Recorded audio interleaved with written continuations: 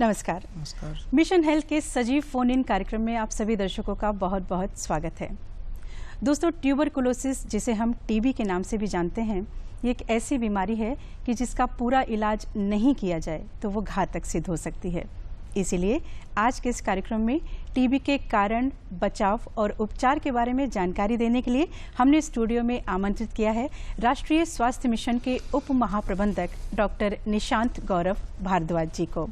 और दर्शकों, क्योंकि ये फ़ोन इन कार्यक्रम है और सजीव है, तो आप डॉक्टर साहब से फ़ोन के माध्यम से भी अपने सवाल सीधे पूछ सकते हैं। लेकिन आपसे एक छोटा सा अनुरोध है कि जब भी आप फ़ोन करें, सवाल पूछें, तो अपने टीवी सेट का वॉल्यूम थोड़ा सा कम कर दें ताकि हम तक आपकी साफ आवाज़ आ सके। तो आप फ़ोन मिलाइए और नोट कर लीजिए हमारे फ़ोन नंबर्स।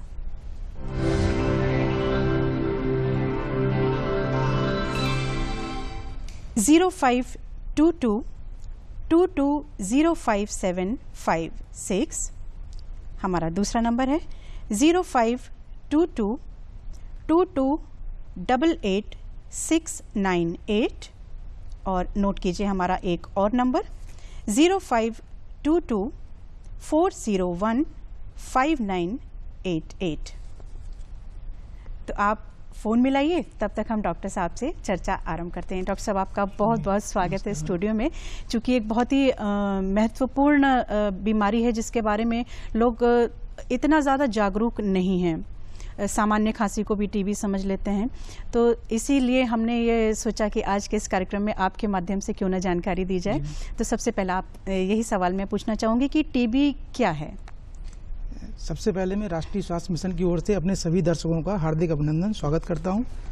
और मैम, आपका जो क्वेश्चन है, टीबी क्या है? टीबी एक संक्रामक रोग है और जो मुख्यतः माइकोबैक्टीरियम ट्यूबरकुल बेसिलाई होता है, उसके संक्रमण के कारण होता है। और टीबी मुख्य रूप से, यह बैक्टीरिया मुख्य रूप से हमारे फेफड़ों को प्रभावित करता है। 80% केसेज में हमें जिसको हम पल्मोनरी टीबी भी कहते हैं, पल्मोनरी टीबी होता है। लेकिन अन्य 20% केसेज में यह बैक्टीरिया शरीर के किसी भी अंग को, हमारे नाखून और बाल को छोड़ करके संक्रमित कर सकता है और डिजीज कर सकता है। जी डॉक्टर साहब, जैसे कि आपने बताया कि नाखून और बालों को छोड़ करके ये लगभग पूरे शरीर को प्रभावित करता है। जी मैम, बिल्कुल। तो स्किन को, इंटेस्टाइन को, आपके हार्ट को, आइज को, सभी को प्रभावित कर सकता है टीबी। ये जो बैक्टीरिया है सभी को प्रभावित कर सकता है। जी डॉक्टर साहब, इसी से जुड़ा हुआ एक अगला सवाल ये है कि ये किन लोगों को होता है, जो ट्यूबरकुलोसिस का संक्रमण है, और ये क्यों होती है बीमारी? ट्यूबरकुलोसिस का संक्रमण विशेष तौर से उन लोगों को होता है जिनकी रोग प्रतिरोधक क्षमता कम हो जाती है। जी, यह हमारे जो गरीब लोग हैं उनको ज़्यादा होता है, और जो ऐसे लोग जो क्राउडेड प्लेसेस पर रहते हैं उनको अधिक होता है संभावना। ये बीमारी मुख्य रूप से 15 से 45 साल तक के हमारे जो प्रोडक्टिव एज ग्रुप के भाई बहन होते हैं उनको प्रभावित करता है। और यह एज ग्रुप वह एज ग्रुप होता है जबकि वो कमाई अर्जित करता है। तो इस रोग से प्रभावित होने के बाद उसका इकोनॉमिकल कंडीशन भी थोड़ा खराब होता है। इस रोग से बचाव के लिए भारत सरकार ने उत्तर प्रदेश सरकार के साथ मिलकर के राष्ट्रीय क्षय रोग नियंत्रण कार्यक्रम के नाम से कार्यक्रम संचालित किया है, जिसमें हमारे सभी जनपदों में जिला क्षय रोग नियंत्रण केंद्र स्थापित हैं और हमारे सभी ब्लॉक्स में टीबी यूनिट्स स्थापित किए गए हैं। जो जांच सुविधा उपलब्ध कराने के लिए 2091 डेजिग्नेटेड माइक्रोस्कोपी सेंटर्स भी स्थापित किए गए हैं। जो MDR टीबी है उसके डायग्नोसिस के लिए सभी जिलों में 141 CV नेट की मशीन स्थापित की गई हैं। इसके अतिरिक्त हमारे जो MDR टीबी है उनके इलाज के लिए 51 जिलों में DR टीबी सेंटर्स स्थापित किए गए हैं व 21 जिलों में नोडल TR टीबी सेंटर्स स्थापित किए गए हैं। जो मरीजों को सुविधा उनके निकटतम, उनके रेजिडेंस के निकटतम उपलब्ध कराने के लिए 39,800 डॉट सेंटर भी चलाए जा रहे हैं। जी डॉक्टर साहब, आपने अच्छी जानकारी दी, लेकिन इसी से एक जुड़ा हुआ एक प्रश्न मन में ये उठ रहा है कि जैसे कि आपने बताया कि गरीब लोगों को या मलिन बस्तियों में ये बीमारी ज़्यादा फैलती है। तो मैं आपसे ये जानना चाहूँगी, तो जो लोग शहर में हैं वो तो आसानी से इलाज अपना करवा सकते हैं, लेकिन जो रूरल एरियाज़ के लोग हैं, जो मलिन बस्तियों के लोग हैं, जो आसानी से स्वास्थ्य समुदाय केंद्रों तक नहीं पहुंच सकते, उनके लिए सरकार की क्या योजना है? उनके लिए हमारे जो निकटतम प्राथमिक स्वास्थ्य केंद्र हैं, वो अगर वहाँ पहुँचते हैं तो वो हमारी जो सभी निःशुल्क सेवाएं हैं, टीबी का इलाज भी फ्री है, टीबी की जांच भी फ्री है, वो उनका लाभ उठा सकते हैं। इसके लिए सरकार की एक बृहद योजना और चल रही है, जिसको एक्टिव केस फाइंडिंग के नाम से जाना जाता है। इसमें जो हमारे दूरस्थ ऐसे क्षेत्र होते हैं जहाँ पर कि स्वास्थ्य सेवाएं नहीं पहुँच पाती हैं, या लोग वो कटे हुए लोग हैं, समाज से कटे हुए लोग हैं, हमारे पास नहीं आ पा रहे हैं, उनके लिए एक्टिव केस फाइंडिंग में हमारी आशा बहू जो होती हैं, एक टीम बनाई जाती है आशा बहू की और वॉलंटियर्स की। वो घर घर जाती है, वो टीबी के सिम्टम्स के बारे में जानकारी देती है। यदि कोई टीबी सिम्टोमेटिक्स पाया जाता है तो उसका स्पुटम कलेक्ट करके और जो निकटतम जो हमारा डेजिग्नेटेड माइक्रोस्कोपी सेंटर है, वहाँ पर लाकर उसकी जांच की जाती है और फिर उस रिपोर्ट से उसको अवगत कराया जाता है। और यदि वो टीबी से पॉजिटिव निकलता है तब उसको फिर हमारी जो मेन स्ट्रीम है उसमें इलाज के लिए रजिस्टर किया जाता है। जी, जैसा कि डॉक्टर साहब आपने बताया कि जिसमें भी लक्षण ऐसा लगता है कि ये टीबी से ग्रसित हो सकते हैं, तो उनका कुछ मुख्य लक्षण जी लक्षण मैं जानना चाह रही थी कि कैसे पता चलेगा कि किसी मरीज को ट्यूबरकुलोसिस या टीबी है, और ये किस तरह की जांच से इसका रिजल्ट आएगा? जी, जैसा कि हमारी सरकार प्रचार भी कर रही है कि 15 दिन या उससे अधिक की खांसी टीबी हो सकती है, ये हमारा मुख्य लक्षण है। इसके अतिरिक्त वेट लॉस होना, यानी कि वजन घटना, बुखार आना, शाम को तेज बुखार होना, जी, बलगम में खून आना, थकावट होना। डॉक्टर साहब, थोड़ा सा आपको रोकना चाहूंगी, एक दर्शक हमारे साथ जुड़ रहे हैं। नंद किशोर जी अपना सवाल पूछिए। नमस्ते मैडम, मेरा नाम नंद मिश्रा जी, बहुत बहुत स्वागत है कार्यक्रम में। जी, जानना चाहते हैं चमकती हर चीज चांदी नहीं हो सकती, वैसे हर खांसी टीबी नहीं हो सकती। बिल्कुल। टीबी की किस प्रकार से पहचान करें कि टीबी हो गई? दूसरी चीज, जो गर्भवती महिला है जिसके पेट में बच्चा पल रहा है, अगर महिला को टीबी है तो क्या बच्चे को भी चांसेस हो सकते हैं टीबी के? जी डॉक्टर साहब, बहुत ही अच्छा इन्होंने सवाल बहुत अच्छा सवाल है, इनका सवाल बहुत ही अच्छा है। जैसा कि इन्होंने कहा कि हर खांसी टीबी नहीं हो सकती, बिल्कुल सही है, लेकिन हम ये कह रहे हैं कि 15 दिन से अधिक की खांसी है तो आप हमारे अस्पताल में आइए, डॉक्टर से परामर्श करिए, हो सकता है वो टीबी हो। अगर वो टीबी नहीं होगा तो जो भी बीमारी होगी उसका इलाज किया जाएगा। टीबी के मुख्य सिम्टम्स वही हैं, जैसे बुखार आना, थकावट रहना, वेट लॉस होना, ये सब टीबी के मुख्य सिम्टम्स हैं। और प्रेगनेंसी में टीबी का इलाज कराना अत्यंत आवश्यक है, जच्चा और बच्चा की सुरक्षा के लिए। जी डॉक्टर साहब, जैसे कि इन्होंने नंदकिशोर जी ने पूछा कि गर्भवती स्त्री के गर्भ में जो बालक बच्चा पल रहा है, क्या उसको भी ये रोग होने की संभावना हो सकती है? अगर वह महिला टीबी का प्रॉपर इलाज लेती है तो उसको संभावना नहीं है। जो बच्चा गर्भ में पल रहा है वो सुरक्षित रहेगा, और गर्भ के कारण यदि किसी का टीबी का इलाज चल रहा है तो गर्भ के कारण उसको रोकना नहीं है। वो चिकित्सक से परामर्श कर सकते हैं, लेकिन इलाज रोकना नहीं है। चिकित्सक से परामर्श के उपरांत ही कोई अपना डिसीजन लें।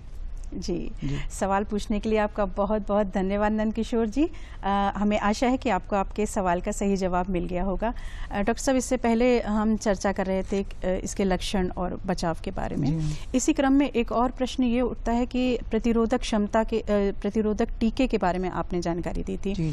जानना चाहूँगी कि ये प्रतिरोधक टीके कहाँ लगते हैं और किस उम्र के लोगों को ये लगवाने चाहिए? ये प्रतिरोधक टीके जिनको BCG कहते हैं हम जी, और ये टीके हमारे जितने भी डिलीवरी सेंटर्स हैं जहाँ पर माताओं का प्रसव होता है, वहाँ पर ये टीके बर्थ के तुरंत बाद बर्थ डोज के रूप में लगा दिए जाते हैं। यदि कोई बच्चा वहाँ से बच जाता है तो वो हमारे प्राथमिक स्वास्थ्य केंद्र, हमारे जो महिला चिकित्सालय है वहाँ, अथवा जो RI सेशंस हमारे लगते हैं, RI सेशंस हमारे आंगनवाड़ी सेंटर्स पर लगते हैं, सब सेंटर्स पर लगते हैं, और जो पब्लिक प्लेसेस हैं वहाँ पर प्लान होते हैं, तो वहाँ पर भी ये टीके लगाए जा सकते हैं, टीके लगवाए जा सकते हैं।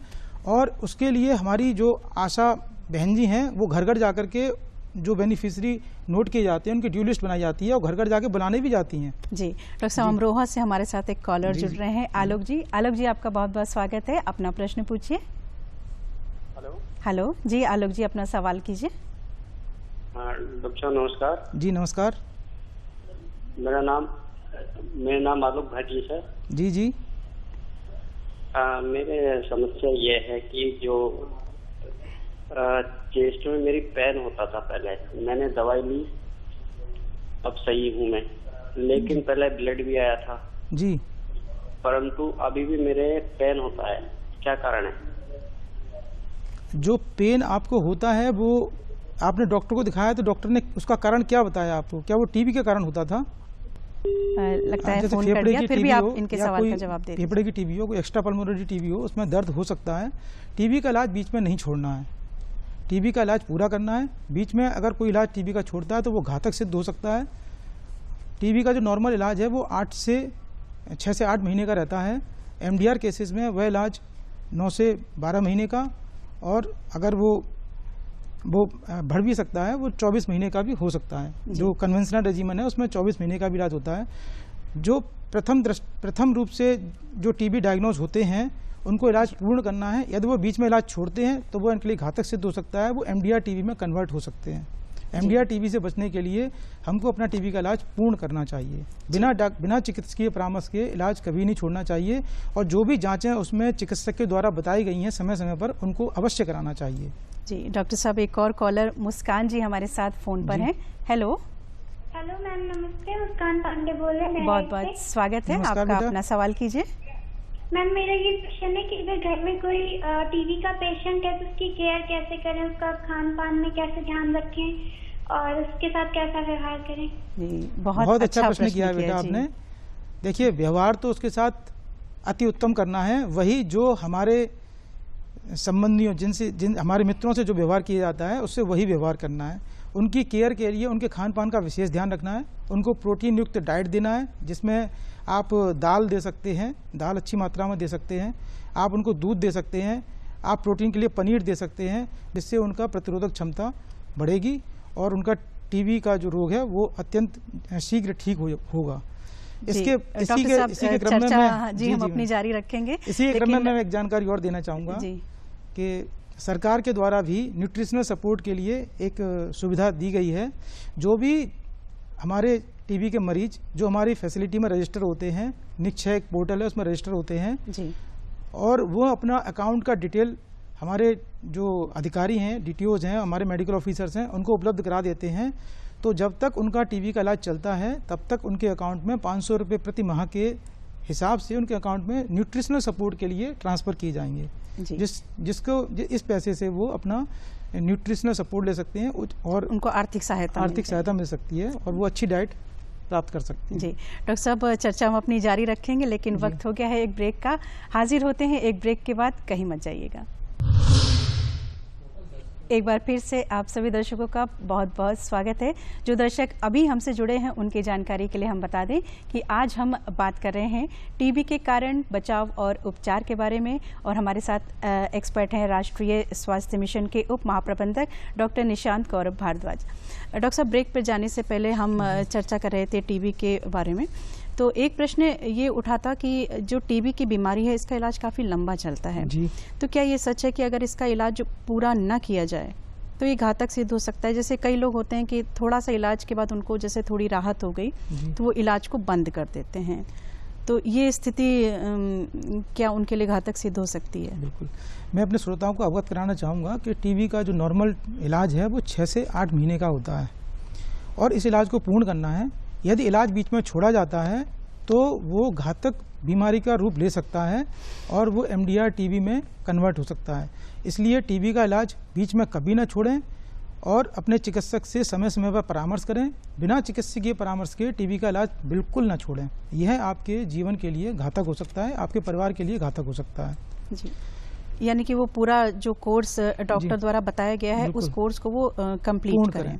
जो एमडीआर टीबी है, इस समय हमारे पास जो हमारी जो गवर्नमेंट फैसिलिटीज़ हैं उसमें सभी प्रकार की टीबियों का इलाज उपलब्ध है, चाहे वो टीबी नॉर्मल हो, एमडीआर हो, एक्सडीआर हो। एमडीआर टीबी के लिए कन्वेंशनल रेजिमेन 24 महीने का है और शॉर्टर रेजिमेन भी सरकार ने लॉन्च किया है जो कि हमारा 9 से 11 महीने का है। मेरा अनुरोध सभी से यही है कि टीबी का इलाज बीच में ना छोड़ें, उसे पूर्ण अवश्य करें, चिकित्सकीय परामर्श के साथ उसे पूर्ण करें, बीच में ना छोड़ें। जी डॉक्टर साहब, आगरा से उदय जी हमारे साथ जुड़ रहे हैं फ़ोन पर। हेलो हेलो, आप अपने टीवी सेट का वॉल्यूम थोड़ा कम कर दीजिए, फिर सवाल कीजिए। बहुत कम वॉल्यूम मैंने कर दिया, बहुत कम। जी अपना सवाल कीजिए। जी हम ये कह रहे हैं जो टीबी का जो मेन लक्षण है वो खांसी के अलावा कोई और भी है या खांसी भी पता चलता है? जी, बहुत महत्वपूर्ण सवाल है डॉक्टर साहब कि खांसी के द्वारा ही पता चलेगा या कोई और सिम्टम्स भी होते हैं जिनसे ये पता चल सकता है? बहुत सारे सिम्टम्स हैं। खांसी एक मुख्य लक्षण है जी, जैसे कि बुखार आना, थकावट रहना, शाम को बुखार बढ़ जाना, सांस की गति बढ़ जाना, थोड़ा थोड़ा चलने में थक जाना, बलगम में खून आना, ये सभी टीबी के लक्षण हैं। जी जी। और अगर थोड़ा लंबे समय तक खांसी आ रही है या जो आपने और भी लक्षण बताए हैं, इनमें से कोई एक लक्षण भी अगर ज़्यादा दिन तक रह रहा है जी जी तो उन्हें जांच ज़रूर करा देनी बिल्कुल चाहिए। जांच जरूर कराना चाहिए, क्योंकि जितना जल्दी टीबी का जांच होगा, जितना जल्दी उसका डायग्नोसिस होगा, जितना जल्दी वो ट्रीटमेंट पर आएगा, उतना उस पेशेंट के लिए हितकारी है। उसके फेफड़े में या उसके अंगों में जिनमें टीबी हुआ है उनका नुकसान कम से कम होगा और वह अच्छा जीवन जी पाएगा और जैसा वो पहले था वैसा हो जाएगा।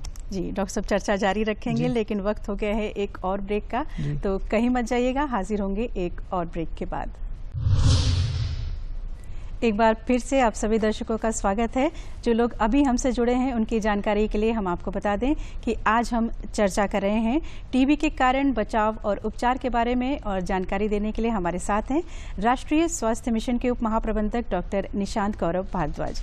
सर, ब्रेक पे जाने से पहले हम टीबी के ऊपर ही चर्चा कर रहे थे, तो इसमें एक बहुत महत्वपूर्ण सवाल ये उठता है, जैसा कि आपने पहले बताया था कि संक्रामक रोग है, यानी कि छूने से भी फैल सकता है। इसके बारे में आप हमें थोड़ा सा विस्तार से जानकारी दीजिए। मैम, संक्रामक रोग है ये, और इसका जो संक्रमण होता है वो मुख्य रूप से जब कोई व्यक्ति खांसता है, जो टीबी से ग्रसित होता है और वह व्यक्ति खांसता है, तो उसके जो खांसने में जो ड्रॉपलेट्स बाहर आते हैं, और जब वो ड्रॉपलेट्स एक जो ससेप्टिबल हमारा जो इंडिविजुअल जो होस्ट होता है, जो दूसरा व्यक्ति होता है जो ससेप्टिबल होता है, जब उसको वो ग्रहण करता है, सांस से इनहेल करता है, तब उसको टीबी होने की संभावना होती है। मैं आपकी जानकारी के लिए बताना चाहूँगा, यदि कोई व्यक्ति जिसको टीबी है और वह बिना ट्रीटमेंट लिए रहता है, तो वो एक साल में 10 से 15 मरीजों को टीबी फैला सकता है जी। इसलिए इसको रोकना बहुत ज़रूरी है। और मैं जिन मरीजों को टीबी है, एक्टिव टीबी है, उनके लिए मैं उनसे अनुरोध करना चाहूँगा कि जब भी खांसें मुंह पर कपड़ा अवश्य लगाएं। जी। डॉक्टर साहब, लखीमपुर से एक कॉलर हमारे साथ नंद किशोर जी फोन लाइन पर हैं। हेलो। हाँ जी, नमस्कार, स्वागत है आपका, अपना प्रश्न पूछिए। सर, मेरी टीबी है, मैं जानता हूँ, 1-1.5 साल से बलगम आ रहा जी। कभी कभी खून भी आ जाता है। जी जी जी। तो टीबी है 100%। एक बार वो गवर्नमेंट की तरफ से जो चलता है वो आए थे, बलगम ले गए थे, उन्होंने भी कुछ नहीं बताया। जी जी। मैं बिल्कुल अकेला हूँ, मेरा कोई नहीं है जी। चलने फिरने में असमर्थ हूँ जी। करीब उम्र मेरी 53-54 साल की है जी जी। न तो पैसा है जी। और न कोई साधन है मेरे पास जाने का। जी जी। तो ऐसे लोगों के लिए कुछ भी नहीं किया? ऐसे लोगों के लिए व्यवस्था है। टीबी का इलाज, जांचें, दवाइयाँ बिल्कुल निःशुल्क हैं, और आपके निकटतम कोई भी स्वास्थ्य केंद्र हो, उपकेंद्र हो, स्वास्थ्य केंद्र हो या कोई सरकारी अस्पताल हो, आप वहाँ जा सकते हैं। तो आप वहाँ पर जा करके हमारे जो चिकित्सक हैं उनसे मिलिए और वह आपकी जांच कराएंगे। आपको यदि इसमें टीबी का संक्रमण होगा तो आपका इलाज निश्चित रूप से किया जाएगा और आप निश्चित रूप से स्वस्थ हो जाएंगे। जी डॉक्टर साहब, बहुत अच्छी जानकारी दी। बस इसी में एक संक्षेप में थोड़ा सा ये भी जानकारी। जी जी, आपका बहुत बहुत धन्यवाद प्रश्न पूछने के लिए। हम आशा करते हैं कि आपको आपके सवाल का पूरा जवाब मिल गया होगा। जी डॉक्टर साहब, आप कुछ जानकारी दे रहे थे। हाँ, मैं जानकारी दे रहा था संक्रमण को रोकने के लिए। तो टीबी के संक्रमण को, जो व्यक्ति टीबी से ग्रसित हैं, वो जब खांसें तो अपने मुंह पे कम से कम कपड़ा लगाएं, रुमाल लगाएं। जी। यदि वह किसी ऐसे स्थान पर है कि रुमाल नहीं निकाल सकते, खांसी आ रहा है, तो वो सिर्फ इतना करके, ऐसे करके खांसेंगे तो भी संक्रमण कुछ हद तक रोका जा सकता है। नाक और मुंह को अपने नाक और मुंह को ऐसे करके कवर कर लेंगे, तो उससे भी संक्रमण दूसरे व्यक्ति को जाने में नहीं पहुंचेगा। जी। तो मेरा अनुरोध यही है। और जो जैसे घर में व्यक्ति हैं और वो टीबी से ग्रसित हैं, बेड रिडन हैं, तो वो नहीं चल फिर सकते, उनको बलगम आता है, थूकना पड़ेगा, तो वो कोई एक पात्र रख लें जिसमें थोड़ा सा राख जो होता है उसको डाल लें, या अगर फिनाइल हो फिनाइल डाल लें, और वो उसी में जो भी थूकना थाकना हो उसी में करें। और उसके पश्चात उसको प्रतिदिन घर के आसपास कहीं गड्ढा खोद करके उसको दबा दें, मिट्टी से दबा यानी दें। कि पूरी तरह से साफ सफाई पूरी तरह से साफ सफाई रखें। और उन लोगों को जिनको टीबी से इन्फेक्टेड हैं उनको ऐसे कमरे में रखें जिसमें सूर्य का प्रकाश भी प्रचुर मात्रा में आता हो और उसमें क्रॉस वेंटिलेशन भी ठीक रहता हो, जिससे कि उनके जो बैक्टीरिया एनवायरनमेंट में आते हैं खांसी से वो तुरंत डिस्पर्स हो सकें और दूसरे व्यक्ति को प्रभावित ना कर सकें। जी। और डॉक्टर साहब अब वक्त हो गया है चलते चलते का।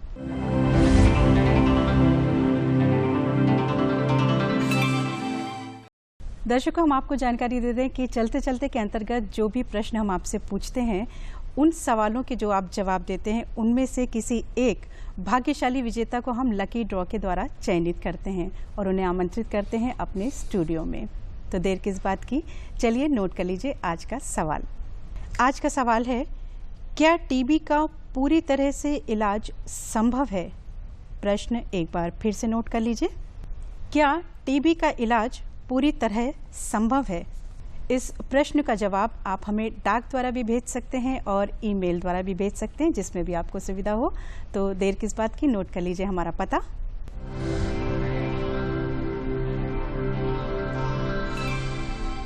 प्रस्तुतकर्ता मिशन हेल्थ, कमरा नंबर 205, दूरदर्शन केंद्र 24, अशोक मार्ग, लखनऊ 226001। पता एक बार फिर से नोट कर लीजिए। प्रस्तुतकर्ता मिशन हेल्थ, कमरा नंबर 205, दूरदर्शन केंद्र 24, अशोक मार्ग, लखनऊ 226001। और हमारी ईमेल आईडी भी नोट कर लीजिए, missionhealth.ddupLko@gmail.com। एक बार पुनः नोट कर लीजिए, missionhealth.ddupLko@gmail.com। तो जल्दी से अपने आंसर को आप चाहे तो डाक द्वारा भेजिए या हमें ईमेल कर दीजिए, जैसी भी आपकी सुविधा हो। डॉक्टर साहब, आज आप स्टूडियो में आए, आपने हमें इतना समय दिया, महत्वपूर्ण जानकारी दी, आपका बहुत बहुत स्वागत है। हम आशा करते हैं कि हमारे मिशन हेल्थ कार्यक्रम का जो उद्देश्य है कि सरकारी योजनाओं को हम आप तक पहुँचाएँ, हम आशा करते हैं कि हम अपने कार्यक्रम के इस उद्देश्य में सफल रहे होंगे। अगले कार्यक्रम में एक बार पुनः मुलाकात होगी, तब तक के लिए आज्ञा दीजिए, नमस्कार।